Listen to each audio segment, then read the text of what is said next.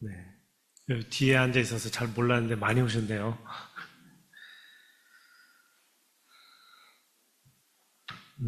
소개를 너무, 많이 해주셨는데, 이 지금 제 컨디션이 아닙니다, 지금. 제가 이렇게 단상에서 설교하면서 이런 컨디션을 설교한 거는 제가 처음인 것 같고, 또 이런 컨디션에도 불구하고 하나님 말씀을 여러분과 나누게 되어서 참 은혜라는 생각이 듭니다. 네. 앞으로 제가 몇 년 더 사역할지 모르겠습니다. 10년, 20년, 혹은 뭐 몇십 년 하나님이 부르실까지 사역하겠지만 오늘 이 순간만큼은 하나님께서 우리에게 주신 귀한 시간이니까 우리가 하나님 말씀으로 우리 같이 나아가기를 소망합니다. 먼저 기도하겠습니다. 하나님 감사합니다. 오늘 귀한 자리 하나님 허락하셔서 예배드리게 하심을 감사합니다. 우리 사랑하는 개곤영광교회 형제 자매들과 함께 하나님의 살아계심을 경험하게 하시고 하나님만이 우리를 고치시고 돌이키시고 회복시키시고 다시 살리시는 것을 믿는 믿음으로 오늘 말씀 가운데 거할 수 있도록 인도하여 주시옵소서. 감사하고 예수 그리스도 이름으로 기도드립니다. 아멘. 제가 오늘 예배 드리는 거 이렇게 쭉 보면서 그 생각을 했어요. 성령님께서 이 개국 영광교회에 계시느라고 바빠가지고 제가 섬기던 교회는 잘 안 오시는 것 같은 그런 섭섭한 마음까지 들 만큼 너무 뜨거운 예배였습니다. 찬양 가사도 너무 좋았고 성가대도 너무 감사하고 또 기도하시는 우리 대표 기도해 주시는 분 너무 은혜였습니다.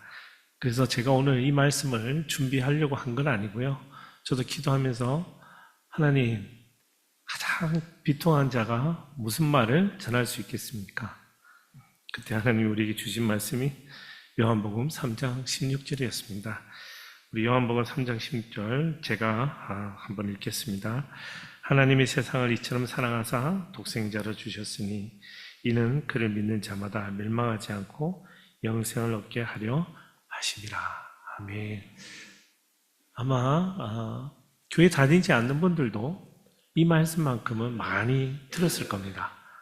교회 다니는 분들조차도 평생을 함께했던 말씀일 겁니다. 이 말씀으로 많은 사람들이 다시 살아났고 이 말씀으로 많은 사람들이 힘을 얻고 이 말씀으로 많은 사람들이 하나님 앞에 돌아온 것을 우리는 경험했습니다. 그렇다면 정말 이 말씀은 무엇을 이야기하고 있고 또 이 말씀이 어떻게 해서 우리를 살렸는지 오늘 저는 그 깊은 곳으로 말씀 가운데 나가기를 원합니다. 말씀에 나아가기 앞서 여러분에게 잠깐 질문을 하나 드리고 싶습니다. 여러분, 인생에서 힘든 시기가 있으면 여러분 인생의 가장 힘든 시간을 지나고 있으면 여러분은 그 시간들을 어떻게 이겨냅니까? 여러분은 그 인생의 가장 힘든 시간을 어떻게 이겨내고 있습니까? 아마 지금 그 시간을 지나고 있는 분도 계실 거고 인생을 살아오며 10년, 20년 아니 바로 어제도 그 시간을 지내온 분도 계실 것입니다. 인생의 가장 힘들 때를 우리는 보통 고난의 시간, 고통의 시간이라고 부릅니다. 그래서 많은 사람들이 믿는 사람뿐만 아니라 믿지 않는 사람들도 이 시간을 이겨내기 위해 여러 가지 방법들을 많이 찾습니다.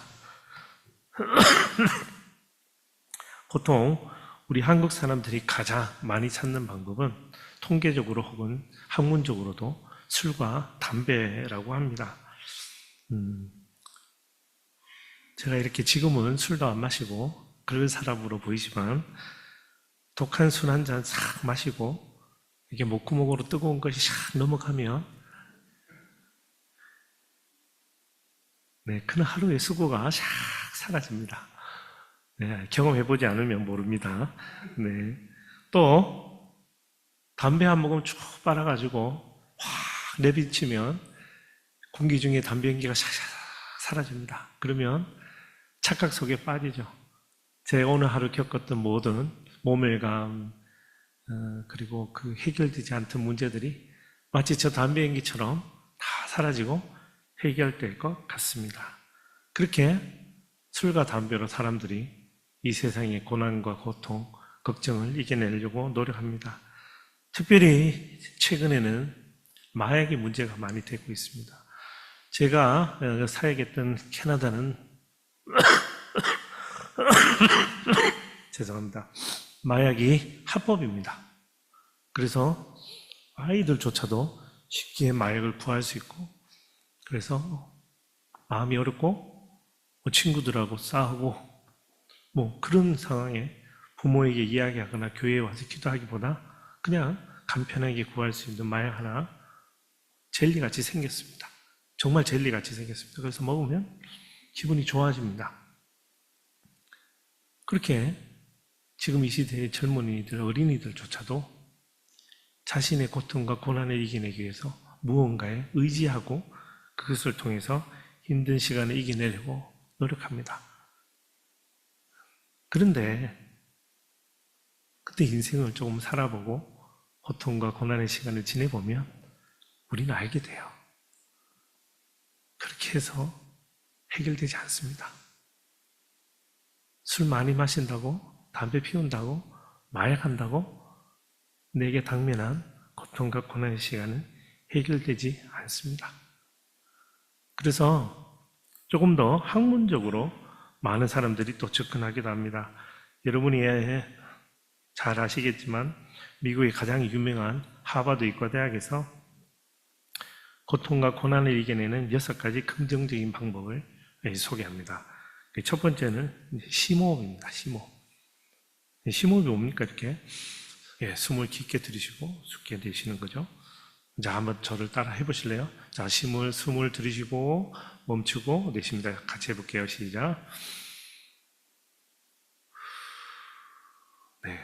그래서 단순히 숨쉬기만으로도 내 마음이 좀 평안해지는 걸 느낄 수 있고, 그리고 또 들이쉬며 잠시 멈췄다가 내쉬며 우리 마음이 평안해지기를 도모하죠. 의과대학에서 제안한 두 번째 방법은 이완 반응 유도라고 합니다. 이 표현이 좀 어렵습니다만 쉽게 이야기하면 우리가 고통과 고난을 당하면 혹은 내가 해결되지 못하는 문제를 당하면 온몸이 긴장을 합니다. 그래서 심장이 이 긴장을 풀기 위해서도 빨리 뜁니다. 그래서 심장은 빨리 뛰고 얼굴이 달아오르며 땀이 흐르며 온몸이 긴장하는 거죠. 그때 심호흡을 하면서 우리의 마음을 이완시킨다. 온몸을 이완시킨다고 이야기합니다. 그래서 두 눈을 감은 다음에 온몸의 힘을 빼고 의도적으로 빼고 심호흡을 하는 거죠. 자, 이번에도 한번 따라 해보겠습니다. 자, 두 눈을 감으세요. 두 눈을 감고. 자, 우리 목사님 설교가 너무 달콤해서 잠이 옵니다. 네, 온몸에 힘을 빼고 편안하게 심호흡을 합니다. 자, 먼저 들이쉬고 잠시 멈췄다가 하고 내쉽니다. 어떻습니까? 이것만으로도 벌써 마음이 많이 평안해지는 것을 경험합니다. 이것 외에 몇 가지 더 하버드 의과대학에서 제안을 하는데 명상. 이분들은 기도, 말씀이 아니니까 명상을 이야기합니다. 우리 그 그리스도인의 용어로 이야기하면 기도하는 겁니다. 말씀을 읽는데 세상 사람들은 특정한 신을 섬기지 않으니까 조용한 음악을 듣고 달콤한 차를 마시며 그리고 심호흡을 하며 특별히 긍정적인 생각을 하는 겁니다. 우리가 불안하고 마음이 어려우면 생각이 부정적으로 됩니다. 그죠? 일어나지도 않을 것들을 걱정합니다. 학자들에 의하면 우리의 생각의 99.9%는 일어나지 않는답니다. 여기 단 한 분도 5분 후에 무슨 일이 일어날지 예언하실 수 있습니까? 없습니다. 그래서 우리가 생각하는 미래, 우리가 꿈꾸는 미래라고 얘기하지만 실은 우리는 단 한순간도 앞을 내다볼 수 없는 존재인데 우리가 그것을 걱정하고 근심하니 명상을 해서 풀어보라 이렇게 제안하는 거죠. 또 하나는 충만감입니다. 마음이 불안하고 어려우니까 무언가에 집중하지 못하니까 의도적으로 내가 잘하고 좋아하는 것에 집중합니다.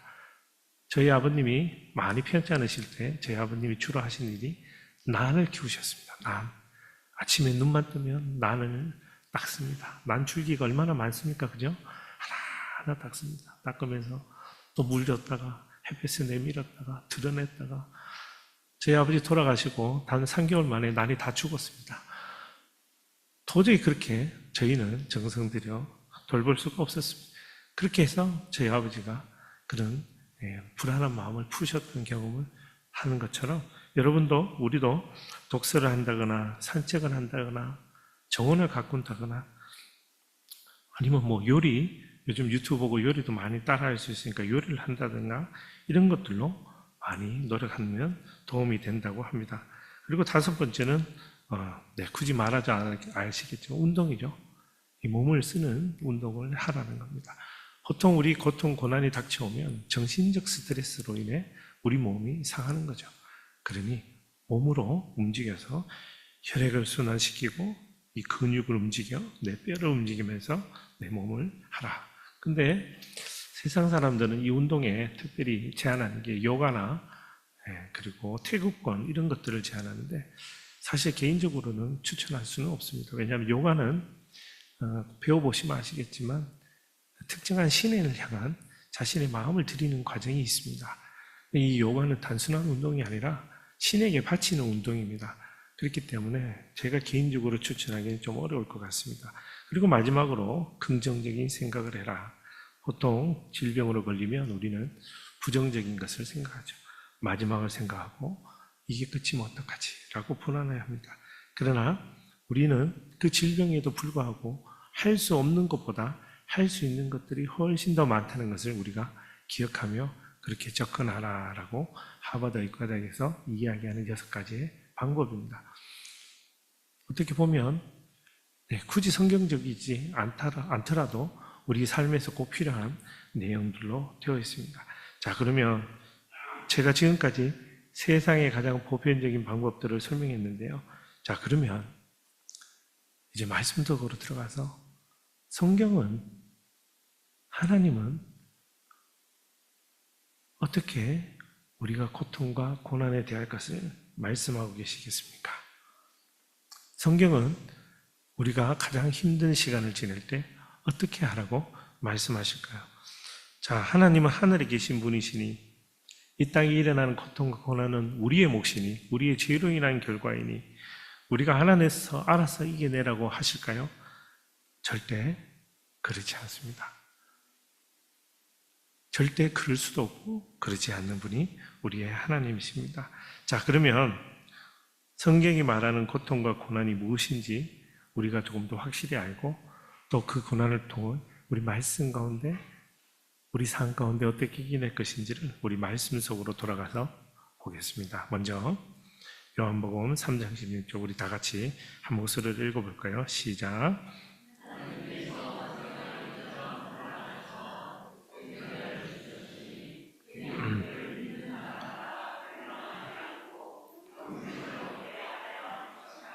아멘. 여러분이 방금 읽으신 이 말씀은 두 문장이 결합되어 있습니다. 먼저 하나님이 세상을 이처럼 사랑하사 독생자를 주셨다라는 첫 번째 문장과 그리고 그를 믿는 자마다 멸망하지 않고 영생을 얻는다라는 두 번째 문장이 왜냐하면이라는 접속사로 결합이 되어 있습니다. 지금 여러분 자막으로 보시는 것처럼 두 문장이 왜냐하면이라는 접속사로 결합이 되어 있죠. 근데 이 문장을 성경을 원문, 그러니까 이게 신약 성경입니다. 요한복음은 신약 성경이니까 우리 한국말로 원래 적혀 있지 않고 그 당시 예수님 당시의 언어인 헬라어로 적혀 있었습니다. 그래서 우리가 헬라어를 들여다보면 이 문장은 조금 다르게 읽을 수 있습니다. 첫 번째 문장은 하나님이 세상을 이처럼 사랑하셔서 독생자를 주셨다. 맞고요. 왜냐하면 두 번째 문장도 주어가 하나님이라고 읽을 수 있습니다. 그래서 하나님이 그를 믿는 자마다 멸망하지 않고 영생을 얻게 하려 하신다라고 읽을 수 있습니다. 지금 제가 읽었던 차이점에 대해서 이해가 되십니까? 네, 감사합니다. 자, 우리가 그냥 읽었을 때는 그냥 한 문장으로 읽었지만 이 문장을 조금 더 깊게 들어가서 보니까 주어가 하나님이라는 주어를 가지고 있고, 그리고 동사가 있는데 이 주어가 하나님이라는 문장이, 두 문장이 포함된 것이 요한복음 3장 16절입니다. 그래서 하나님이 독생자를 주셨습니다. 그죠? 자, 근데 왜요? 우리가 믿기만 하면 구원을 받기 위해서라고 우리는 이야기하지만 실은 성경 원문을 읽어보면 하나님이 하시기 위해서 주신 겁니다. 하나님이 그의 아들 독생자를 우리에게 주셨는데요. 하나님이 우리에게 영생을 주기 위해서 주셨다는 겁니다. 우리가 믿기만 하면 구원을 받는다라고 교회에서 가르치니까 내가 믿는다라고 생각하시잖아요. 근데 실은 아닙니다. 네. 하나님이 독생자를 주셔서 하나님이 우리로 하여금 믿게 하신 것입니다. 이게 요한복음 3장 16절에 사도 요한이 이야기하고 싶은 겁니다. 하나님이 세상을 이처럼 사랑하신다. 그래서 하나님이 그의 아들 예수 그리스도를 우리에게 주셨다. 왜 주셨습니까? 하나님이 예수 그리스도를 믿는 자에게는 누구나 영생을 얻을 수 있도록 하기 위하여 주셨다. 아멘. 저는 이 말씀이 여러분 믿어지시기를 축복합니다. 하나님이 하신 겁니다. 하나님이 하셨다고 이야기하는 겁니다. 여러분, 찾아서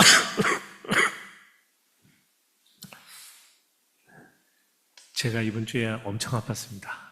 그래가지고 차 목사님한테 전화를 해야 되나 말아야 되나. 어제는 목소리도 안 나왔거든요. 그래서 설교라는 게 이렇게 힘이 나고 해야 되는데 이렇게 힘든 모습으로 설교를 해도 될까 고민을 많이 했는데 그래도 하나님의 말씀이니까 여러분이 전할 수 있어서 참 감사합니다.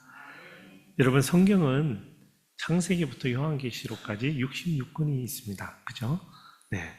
자, 모두 66권이 이랬지만 창세기부터 요한계시록까지 주제는 단 하나입니다. 그 주제가 뭡니까? 하나님의 사랑입니다. 아멘. 성경에 66권이라는 수많은 책들이 있지만 성경의 처음부터 끝까지 흐르는 주제는 하나님의 사랑입니다. 우리 이 사랑을 확인하기 위해서 창세기 1장 1절을 한번 읽어볼까요? 1장 1절 읽겠습니다. 시작. 하나님께서 아멘. 자, 우리는 이 구절을 읽으며 그렇구나 라고 그렇게 그칠 수도 있지만 우리는 믿는 자로서 하나님의 은혜를 경험하는 자로서 이 순간 우리는 질문을 하나 해볼 수 있습니다. 어떤 질문이냐면 하나님이 왜 하늘과 땅을 창조하셨을까? 여러분, 하나님은 전지전능하신 분입니다. 그죠? 하나님은 무소부재하신 분이십니다. 하나님은 아무것도 필요 없이 그 스스로 완전한 분이십니다. 그런데 하나님이 왜 하늘과 땅을 만드셨을까? 이 질문에 대해 성경은 몇 가지 우리에게 힌트를 줍니다. 먼저 하나님이 당신의 영광을 드러내기 위하여 이 세상 모든 것을 창조하셨다라고 시편 기자는 노래합니다. 우리 시편 19편 1절에서 4절 말씀 같이 읽겠습니다. 시작. 하늘이 하나님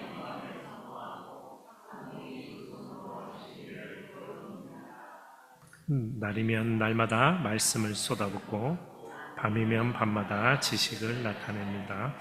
말도 언어도 없고 이지 않는 그 소리가 온 땅이 퍼져나가고 그 말들이 세상 끝까지 이릅니다. 아멘. 여러분 여기 좋은 환경, 자연 가운데, 저도 밴쿠버라는 좋은 자연과 환경 가운데 살았지만 우리가 좋은 자연과 환경을 보면 우리는 하나님을 찬양할 수 있어야 됩니다. 왜냐하면 그 자연은 그 자체의 아름다움으로 하나님의 영광을 드러내기 때문입니다. 우리 이사야서 말씀도 읽어볼까요? 이사야서 43장 7절 말씀 시작. 모든 자 건네가 그를 내가 지었고 그를 내가 아멘. 여러분은 하나님의 영광을 드러내기 위해서 창조되었습니다. 이 말씀 믿으시기 바랍니다. 내가 이 땅에서 사는 인생의 목적이 무엇인지 특히 청년 때 많이 고민들을 하시는데 이 말씀 한마디로 저는 여러분의 고민을 해결할 수 있습니다. 여러분은 하나님의 영광을 드러내기 위해 창조되었습니다. 우리 요한계시록 4장 11절 말씀도 읽어볼까요? 무엇을 말씀하고 있는지 시작.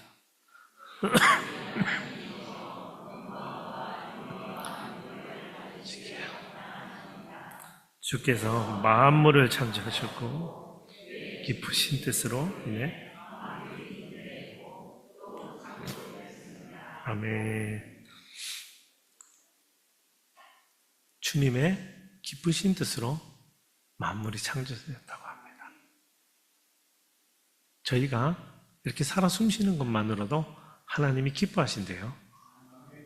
온 우주 만물에 생동하는 이 자연을 보시며 하나님이 어떻게 하신다고요?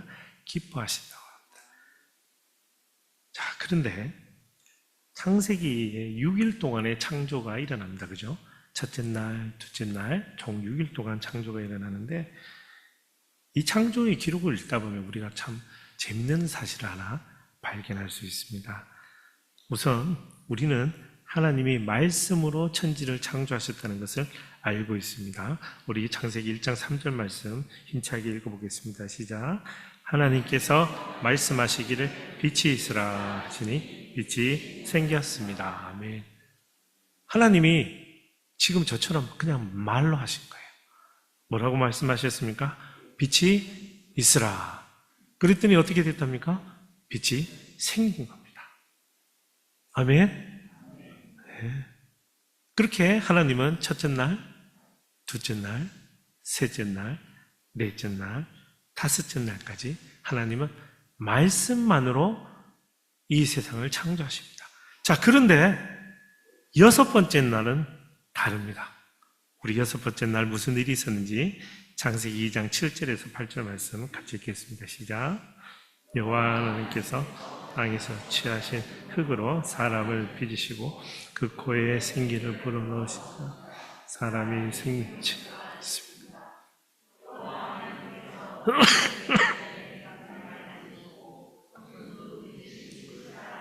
거기에 두셨습니다. 아멘.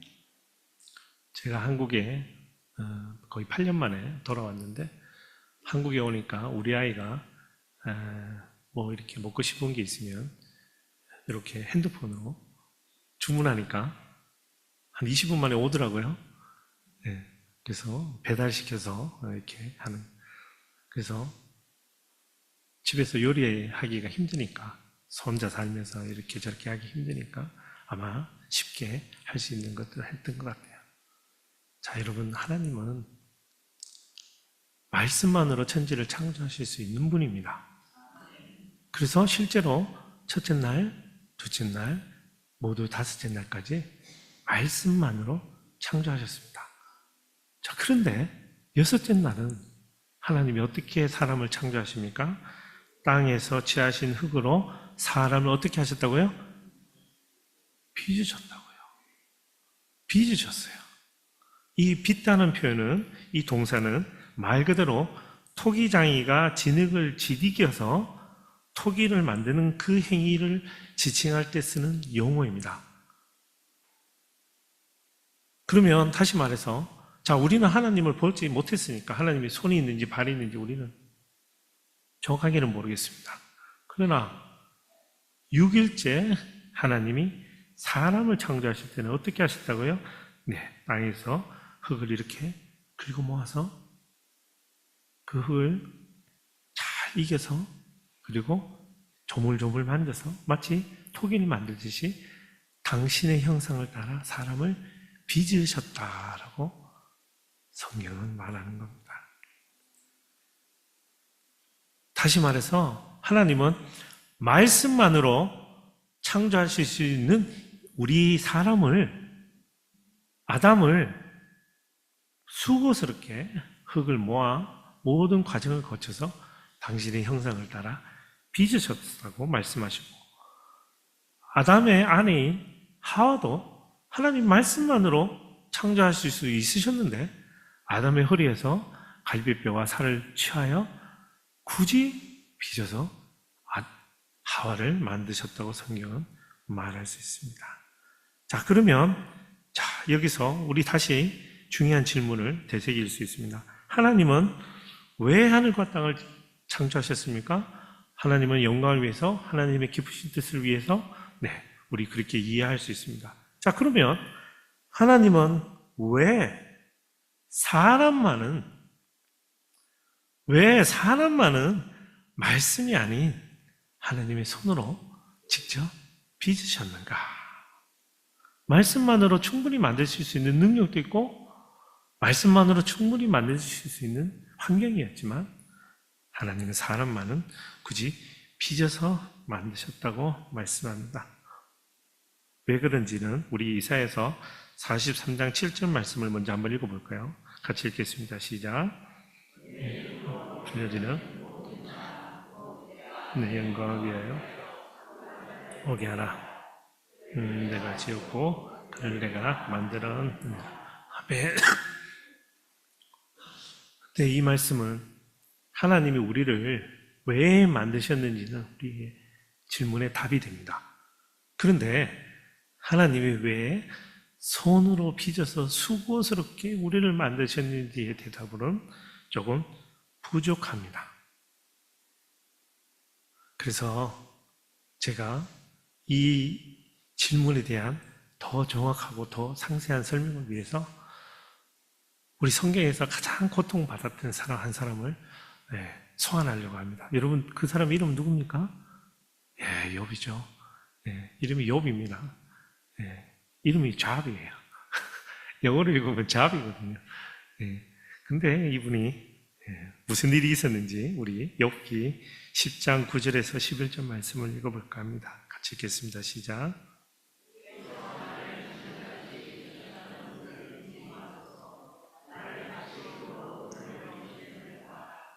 주께서 나를 같이 쏟아놓고 비시고 뼈와 힘줄로 짜서 나를 만드시고. 아멘. 욥은 하나님이 첫 번째 사람 아담을 만드실 때 직접 진흙같이 빚으셨다는 것을 정확히 알고 있었습니다. 그래서 이 근거로 하나님이 욥 자신도 직접 만드신 것과 다름이 없다고 고백합니다. 성경에 이보다 더 직접적인 설명이 없을 만큼 정확하고 자세하게 사람은 하나님이 직접 손으로 빚고 그 코에 생명의 기운을 불어넣어 만든 존귀한 존재임을 말합니다. 그런데 이 말을 지금 누가 하고 있습니까? 성경에서 가장 고통받았던 사람이었던 욥이 그의 가장 고통스러운 순간에 고백하고 있는 겁니다. 욥은 그가 잘되고 잘날 때 이렇게 고백한 것이 아닙니다. 욥은 그의 인생이 평탄할 때 이런 고백을 했던 것이 아닙니다. 욥은 지금 죽을 것 같은 지경에서 이 고백을 한 것입니다. 우리 욥기 10장 1절에서 2절 말씀 읽어볼까요? 욥이 어떤 고백을 하고 있는지 한번 읽어보겠습니다. 시작. 인생 살기가 정말 괴롭구나. 그러니 내 원통함을 터뜨리고 쓰라린 내 마음을 토로할 것이다.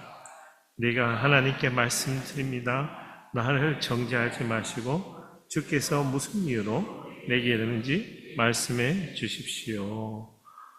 욥은 지금 정말 죽을 지경인 겁니다.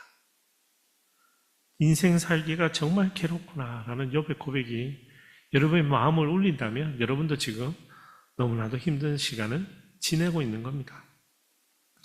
이유도 모릅니다. 집안은 풍비박산이 났고요. 욥의 사랑하는 자녀들은 다 죽었습니다. 아내도 떠나고요. 재산도 잃었습니다. 심지어 건강까지 잃었습니다. 여러분, 욥은 어떤 사람이었습니까? 욥이 정말 무슨 죄를 지었기에 이런 대접을 받아야 하는 자입니까? 이런 고통과 고난을 받을 만큼 아주 악독한 죄인이었습니까? 아닙니다. 성경은 오히려 욥을 이렇게 소개합니다. 욥기 1장 1절과 8절 말씀을 우리 함께 읽겠습니다. 시작.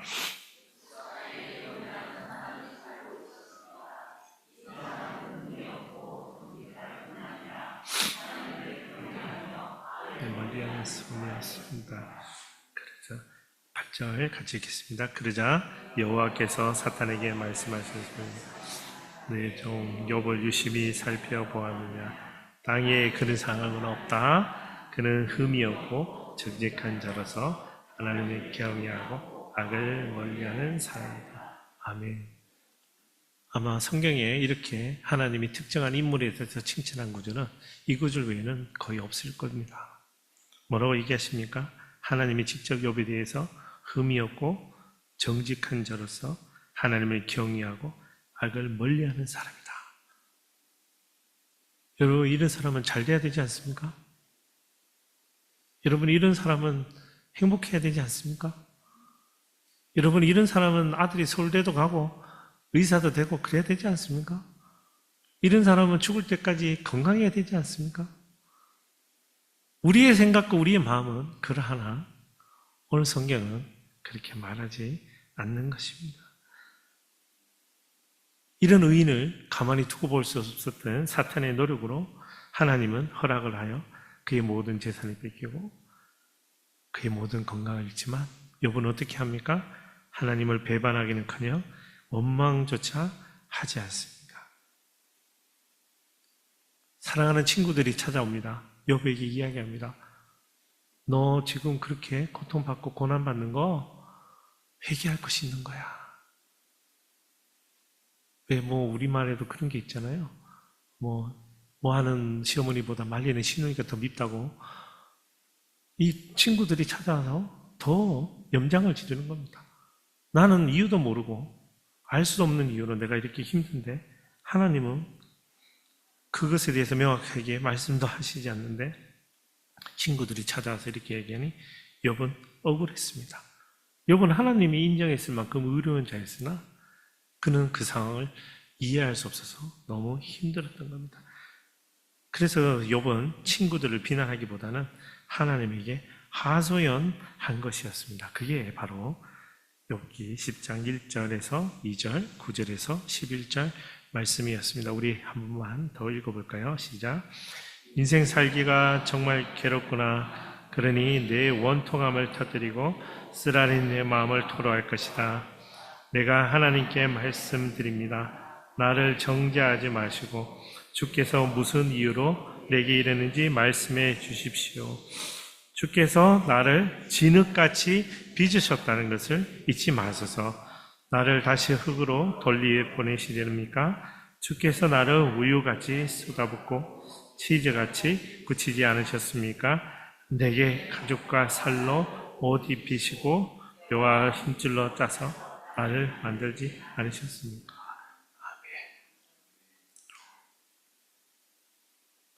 아멘. 욥은 지금 하나님께 이렇게 말하고 있는 겁니다. 제가 풀어서 설명해 보겠습니다. 하나님, 당신께서는 말씀으로 천지를 창조하실 수 있는 분이시지만 저를 직접 빚으셨을 만큼 저를 사랑하지 않으십니까? 하나님은 사랑하는 자에게 아무런 이유 없이 이런 고통을 주실 리가 없지 않습니까? 하나님의 사랑하는 저를 돌아봐 주세요. 이 고통에서 건져주세요. 라고 욥이 하나님께 기도하는 겁니다. 욥은 하나님이 직접 손으로 빚어서 만들 만큼 우리를 사랑하신다는 것을 알고 있었습니다. 다시 말해 하나님이 말씀만으로 천지를 창조하실 수 있었는데 굳이 사람을 진흙을 모아 빚어서 만드셨다는 것은 그만큼 하나님이 사람을 사랑하신다는 겁니다. 욥은 그 사랑의 하나님에게 호소하고 있는 겁니다. 욥이 단순히 나 억울해요 이렇게 호소하는 것이 아니라 욥은 그 사랑의 하나님에게 호소하고 있는 것입니다. 욥은 하나님이 영광을 위해 우리를 만드셨지만 말씀만으로 만들지 않으시고 직접 손으로 빚어서 만들 만큼 우리를 사랑하시는 그 하나님에게 이야기하고 있는 겁니다. 사랑하는 성도 여러분, 하나님은 우리를 사랑하십니다. 얼마나 사랑하시는지 6일 동안 이 세상 모든 만물을 창조하실 때조차 사람만은 직접 어떻게 하셨다고요? 손으로 빚으셨습니다. 그러니 오늘 우리는 요한이 들려주는 이 아름다운 말씀, 요한복음 3장 16절이 얼마나 아름다운 말씀인지를 알 수 있는 거죠. 우리 자막을 다시 한번 볼까요? 하나님이 세상을 이처럼 사랑하셔서 독생자를 주셨습니다. 왜냐하면 하나님이 그를 믿는 자마다 멸망하지 않고 영생을 얻게 하려 하신다. 아멘.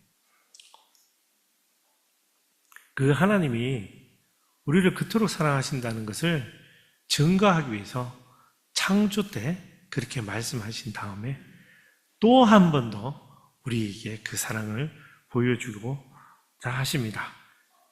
그것이 바로 그의 아들 독생자를 이 세상에 보내주신다는 겁니다. 여러분, 여기서 주신다라는 표현은 제가 어떤 물건을 누군가에게 준다라고 하는 그 표현이 아닙니다.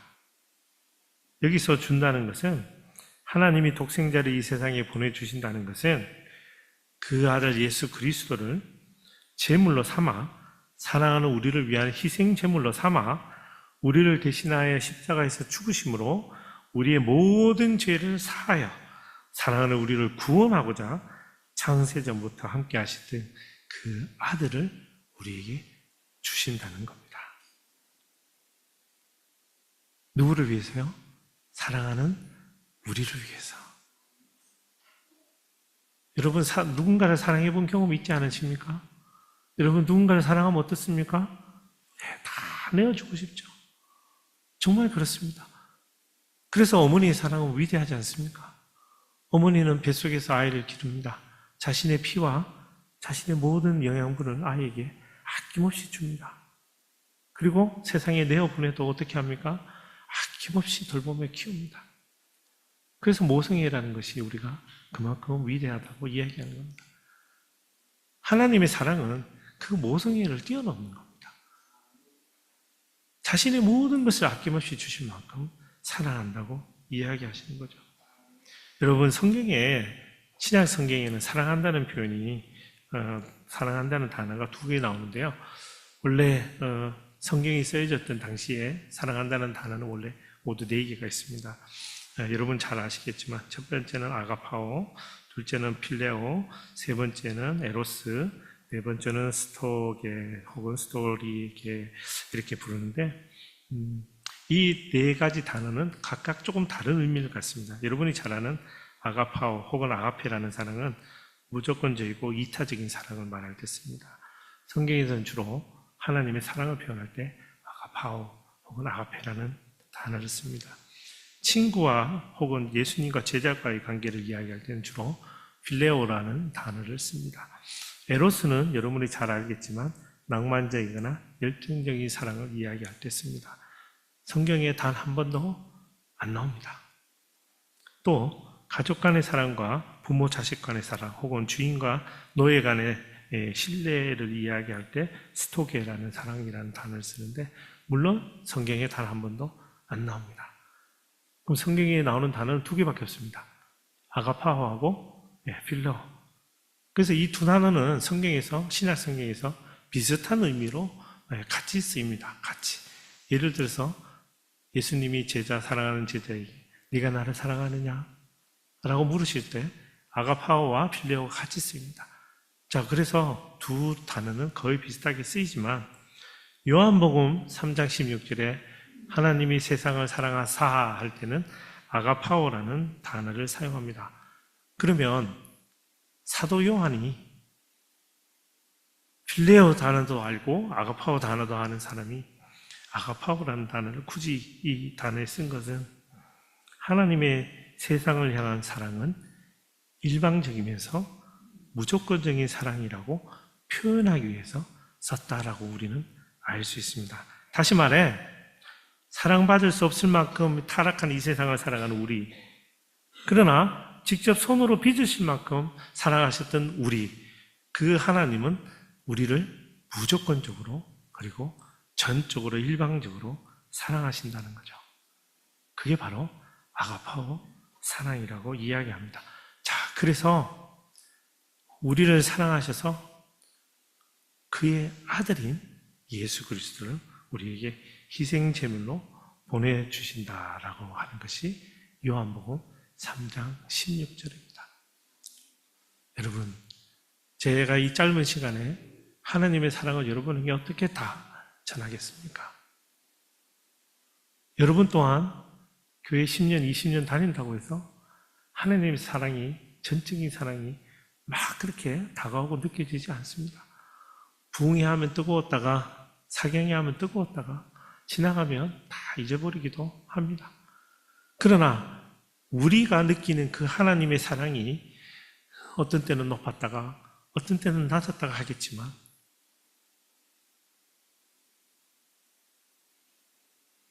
하나님의 그 사랑, 우리를 향한 그 사랑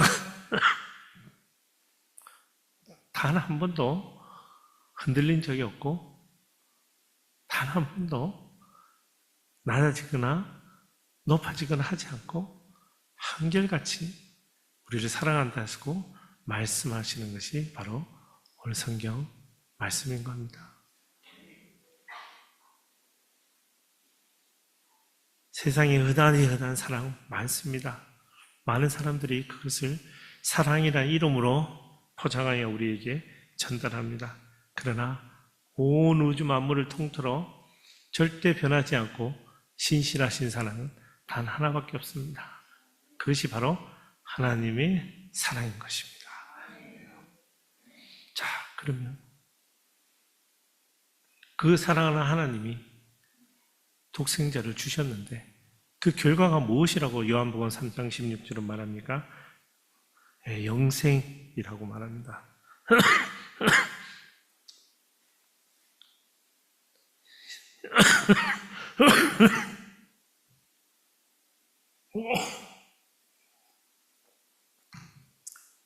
예수님이 우리를 위해 죽으셨으니까 그 예수님을 믿으면 우리가 영생을 얻는다라고 우리는 알고 있습니다. 그죠? 여러분 알고 계시죠? 네, 알고 있습니다. 그러나 오늘 저는 그 독생자 예수님이 강풍이 몰아치는 바다를 잠잠케 하는 권능을 사용하기보다는 겸손히 잠잠히 우리의 정신적, 육체적 고통과 고난을 직접 겪으며 그 결과로 하나님의 사랑이 우리에게 온전히 전달될 수 있도록 그렇게 자신을 희생제물로 드렸다는 것을 설명드리고 싶습니다. 사실 이를 위해서는 오늘 밤새 설명해야 될 것 같은데 그렇게 하면 저도 힘들고 여러분도 힘들 것 같아서 성경에 제가 지금 하고 싶은 이야기를 가장 잘 드러낸 성경 본문이 있습니다. 나중에 여러분 다시 집에 돌아가시면 꼭 한 번 더 읽어보시기를 추천하는데 이사야서 53장입니다. 우리 같이 이사야서 53장 1절에서 12절까지입니다. 우리 한 절씩 차근차근하게 이 말씀을 묵상하면서 읽어보겠습니다. 시작. 우리가 들은 이 소식을 누가 고집 믿겠느냐? 여호와께서 그분의 팔을 누구에게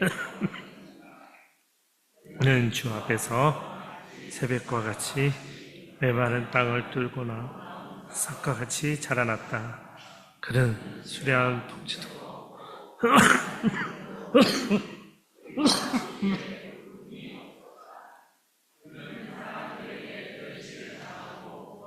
받았을 뿐 아니라 고통을 겪었고 언제나 병을 앓고 있었다.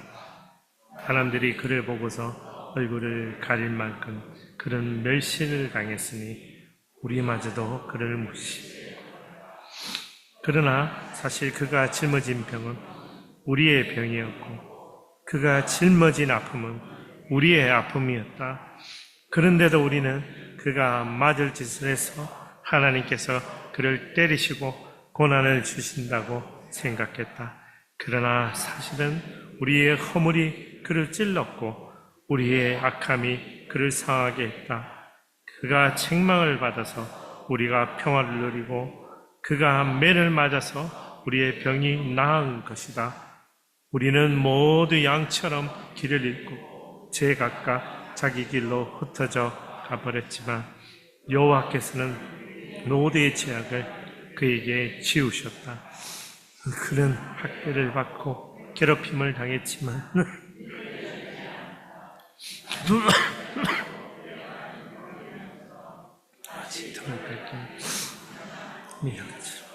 그는 입을 열지 않아.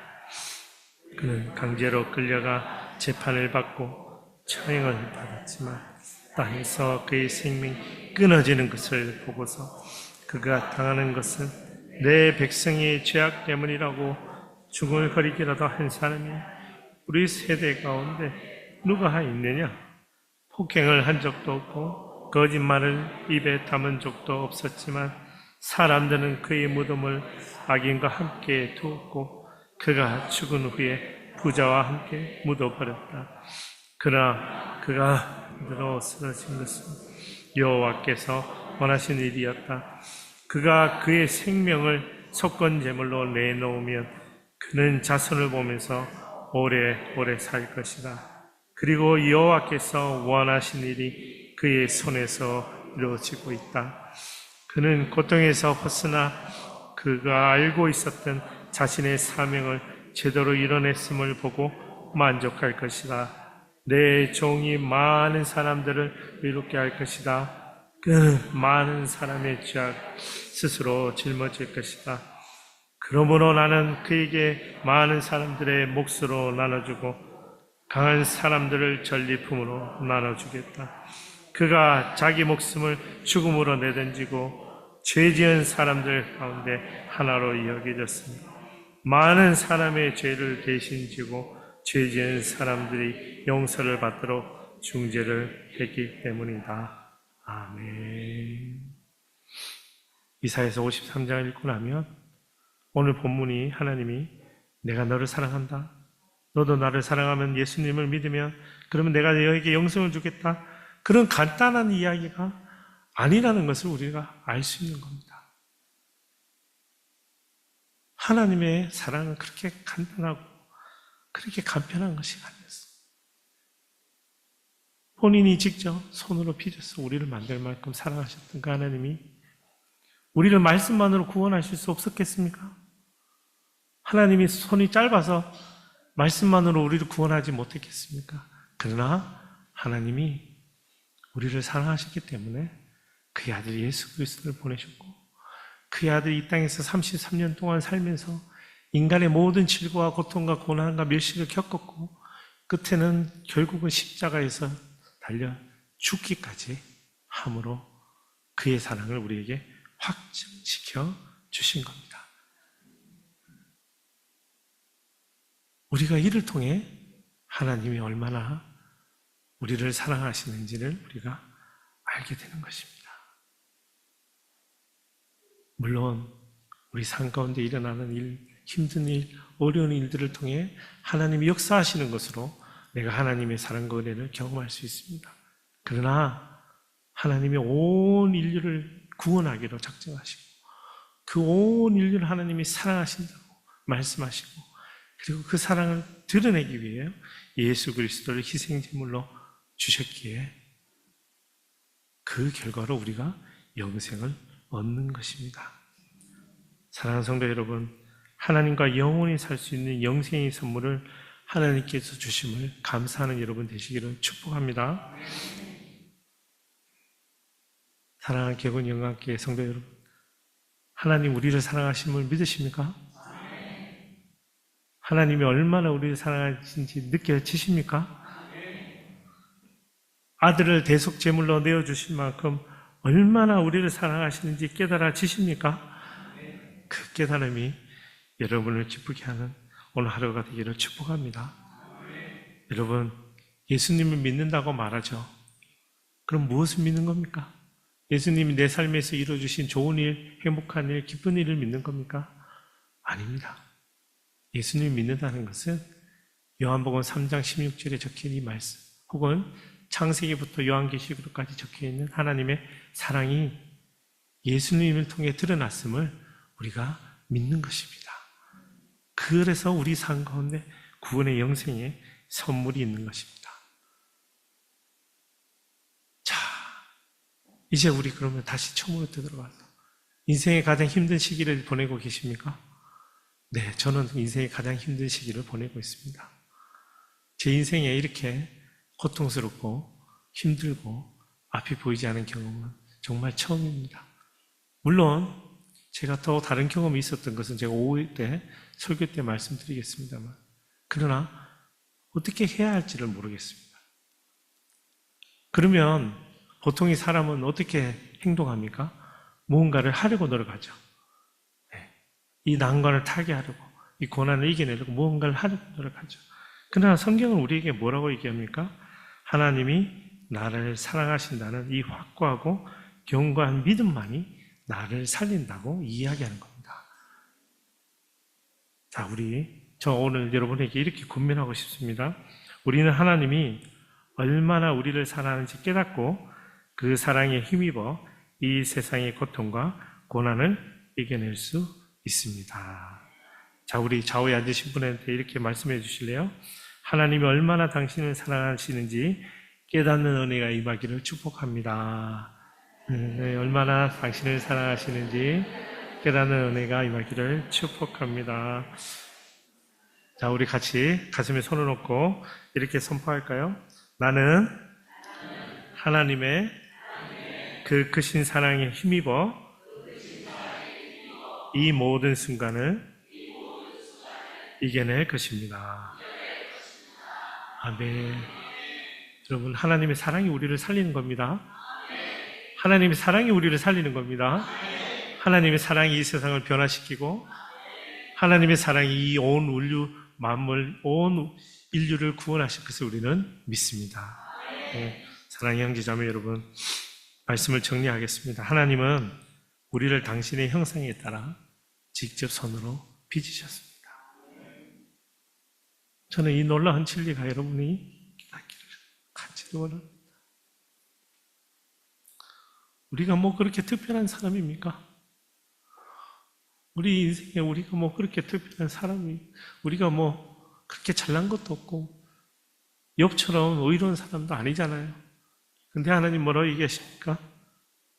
주의 당신의 손으로 우리를 지으셨고 우리를 통하여 당신의 영광을 드러내고 싶어 하시고 우리를 지으신 것은 당신의 기쁘신 뜻을 나타내기 위함이라고 말씀하십니다.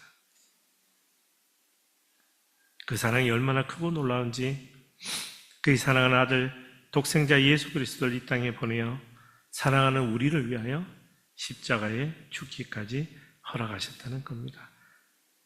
그리고 이야기는 거기서 끝이 아닙니다. 다시 살아난 그 아들 예수 그리스도를 믿음으로 우리에게 영생으로 이르는 길을 열어주십니다.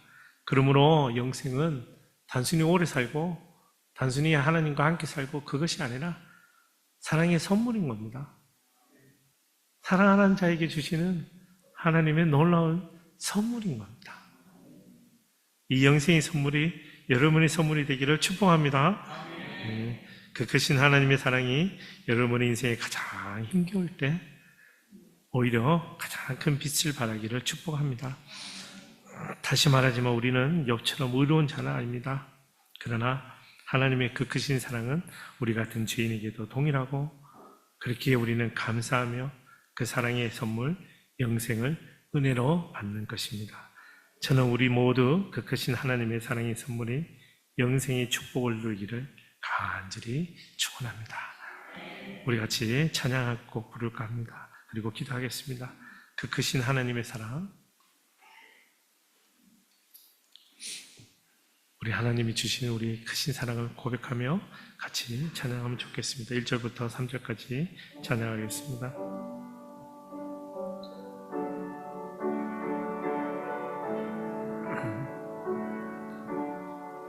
그 크신 하나님의 사랑 말로 다 영영 못하네. 한없고 높은 별을 넘고 낮은 땅 위에 즐거운 영구 그 아들 보내사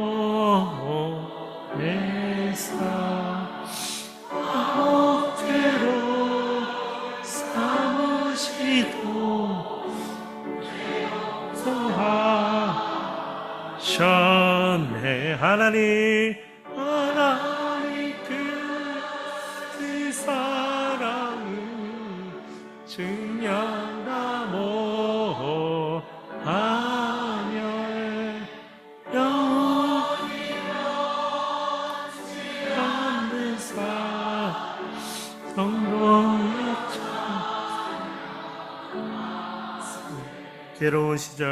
괴로운 시절 지나가 땅 위에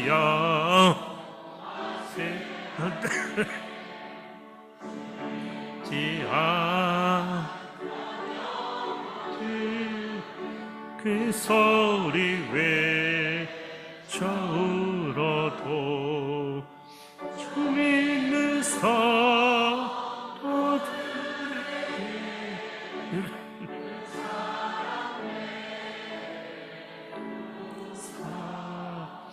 우리의 죄 사했으니 주님의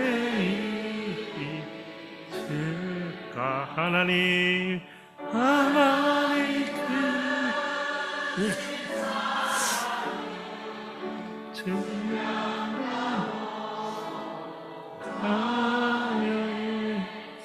영원히 변치 않는 성도여 찬양하세. 하늘을 마이사 바다를 머물 삼아도 한없는 하나님의 사랑 다 여의로 갈 수 없도네. 하나님의 그 신사랑 그렇지 않았을까. 비나도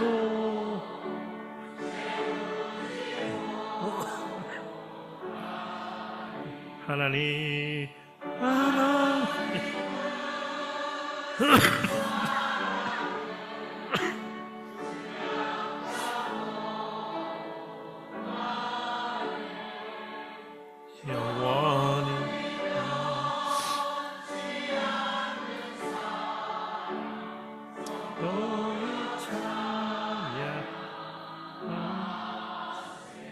우리 함께 기도하기 원합니다. 통성으로 기도하겠습니다. 사랑과 은혜가 많으신 하나님 아버지, 하나님 얼마나 우리를 사랑하시는지 오늘 깨닫게 하여 주시옵소서.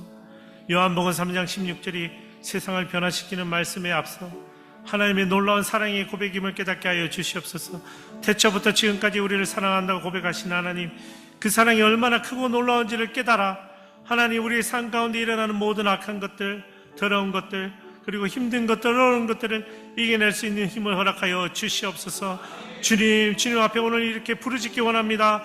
주님, 이 말씀이 깨달아 알게 하여 주시고 하나님의 사랑을 경험하게 하시고 하나님 사랑 가운데 임하게 하여 주시옵소서. 우리 주여 한번 부르짖고 기도하겠습니다. 주여! 하나님 아버지 감사합니다. 하나님 아버지 감사합니다. 주님, 하나님 놀라우신 하나님의 사랑을 깨닫게 하여 주시옵소서. 하나님, 말씀만으로 깨닫는 하나님의 사랑이 아니라 하나님 우리 삶 가운데 일어나는 사랑이 되게 하여 주시옵소서. 하나님이 얼마나 우리를 사랑하신지 경험하게 하여 주시옵소서. 그 사랑의 열매가 영생의 인물 하나님 기억하게 해주십시오. 우리 사랑하는 개운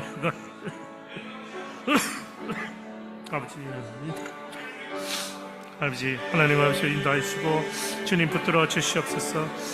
주님만을 기뻐하며 주님만을 감사하게 하나님 아버지 인도하여 주시옵소서. 인도하여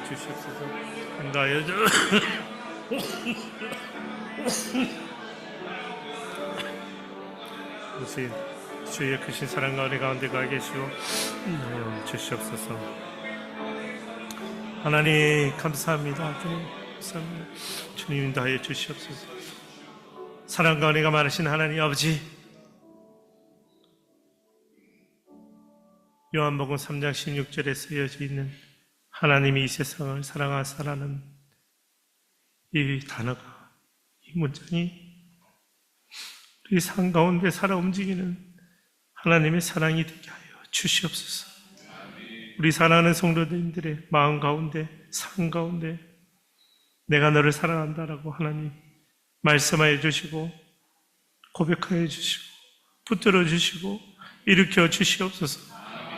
지금 사막의 어둠 가운데 혹은 동굴 가운데 거하는 성도가 있습니까? 하나님 그의 마음을 붙들어 주시옵소서.